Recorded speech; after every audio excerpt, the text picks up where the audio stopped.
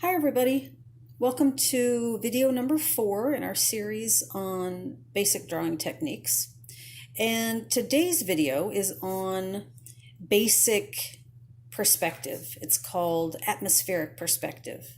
And really it's just about where we place things on a page to create depth, to make things look far away and make other things look closer to you. And that creates depth on a flat piece of paper. Now, we've talked about shading techniques, and that's a big part of making things look three-dimensional or have depth on a paper with a light source and your shading technique. But this is another way, and it's very basic, and it's very easy to do, and we'll cover it pretty quickly here today. But it's really something that you'll want to know if you haven't figured it out already by just trial and error. So on a piece of paper, it doesn't matter what kind of paper you use, we're going to contain our drawing in a rectangle. So draw a big box. And this will be our piece of paper. We're not going to worry about all this space around the paper on the outside edges. We're just going to contain everything within here. Okay? So what we're going to do is draw some trees. That's something basic, and you can draw any kind of tree you want. You don't have to be particularly good at trees yet. It's really just a symbol of a tree. You can draw a Christmas tree, an apple tree, whatever kind of tree you want. It's really about placing them on the paper in a certain way, and then talking about how each tree is in relationship or in relation to the previous tree. So, if we were going to draw a tree, let's say that's very close to us. We're standing here and we want to show a tree that's close to where we are. We would draw the tree the entire length of the paper. So it would stretch from, and like I said, draw any kind of tree you want. Doesn't matter what kind of tree. It can be a goofy tree. It can be a funny tree. Whatever you want. There's my tree. Just a basic tree. Now, because the tree is very close to me, it's very large. It stretches from the bottom all the way to the top. It might even stretch off the page, which it kind of does right here. Okay?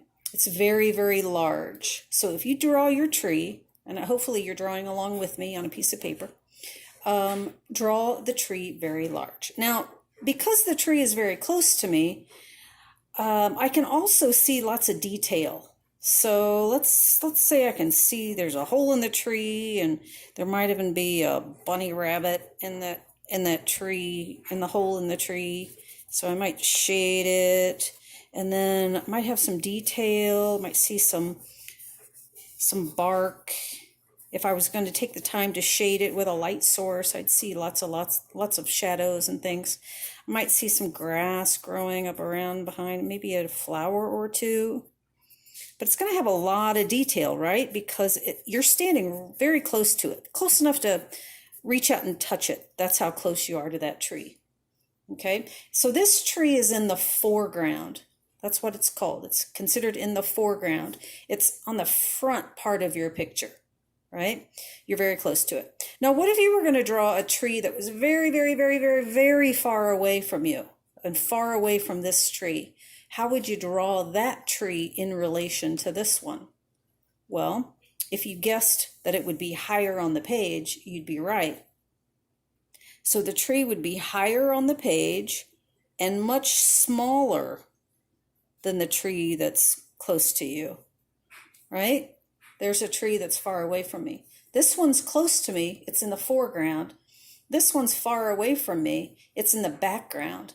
So it's higher on the page and much, much smaller. So if it's that far away from me, am I going to see as much detail? Will I be able to see the flowers around the bottom of it, or the bunny rabbit living in the hole in the tree? Probably not. That's how far away it is. So when you want to draw something far away, it's higher on the page, it's smaller, and it has less detail. And that's in the background. So you have a tree in the foreground and a tree in the background. What about one that's about right here? What would you call that? It's middle-sized, right? It's in between these two trees. So it's smaller than the one in the foreground, but bigger than the one in the background. So this space in here is called the middle ground. So you have foreground, middle ground, background. So if you ever hear an artist talking about shapes or objects that they put in the middle ground, that's what they mean. It's middle distance. So this tree here, would I see as much detail as I do in this one? No, probably not. But I'd see more detail in this one than I would in this one because this one's so far away. You see how they're all in relation to the one before? Okay. So that's foreground, middle ground, background. That's very basic. And it's not always true, but it's one of those artist rules that you keep in mind, because if you ever need to show something getting far away from you or to show depth on a flat piece of paper, this is one of the rules to remember. One of the suggestions or guides to remember is that things that are far away from you are higher on the page and smaller and have less detail. Okay, so what else could you do besides a tree? Well, really anything. You could draw houses, you could draw cars, people, flowers, anything you want in this landscape, as long as you remember this basic guide. So there is a line that stretches from the left side of your paper over to the right side of your paper. And it's a horizontal line for the most part. Does anybody remember what that's called? If you said horizon line, then you're right, you remembered.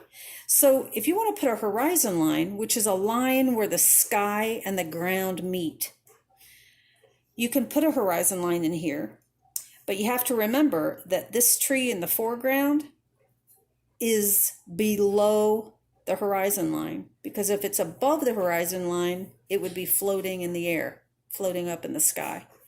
So I'm going to put a horizon line, and this is where my sky and my ground meet. There you go.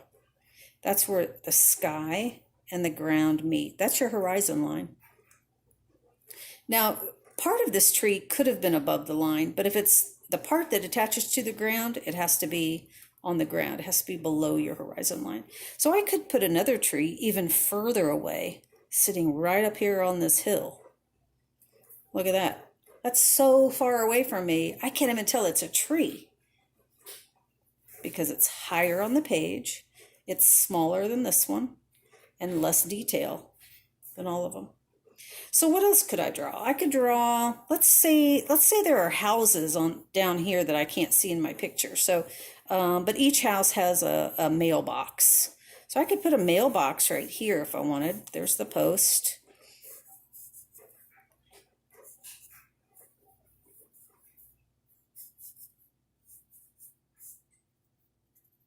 Okay, there's my mailbox.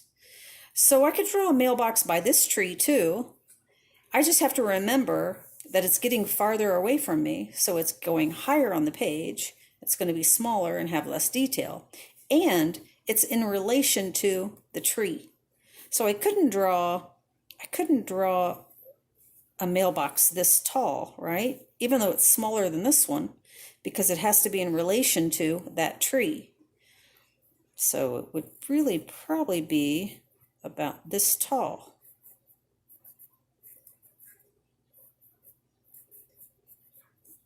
Right?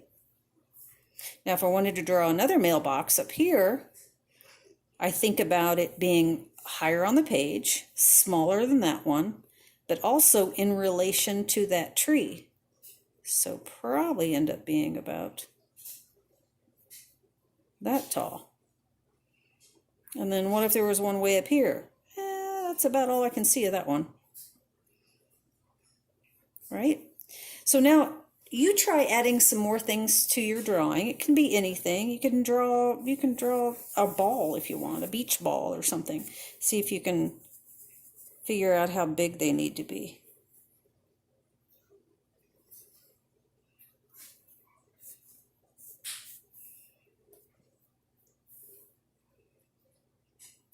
What if there was a bird in the tree?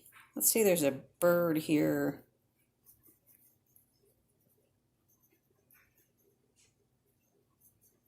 Standing on this branch. Okay, I can see it there. Might be able to see this one. I know it's going to be smaller, but it has to be in relation to that tree. Might be able to see one here, but then probably can't see one here. So this is basic atmospheric perspective. It's just a guideline for how to create depth in your drawing. So this is just practice. When you get a chance, maybe you can try a drawing with objects going far away from you to create depth, and incorporate a light source and incorporate your shading techniques and see what you come up with. Okay, have fun.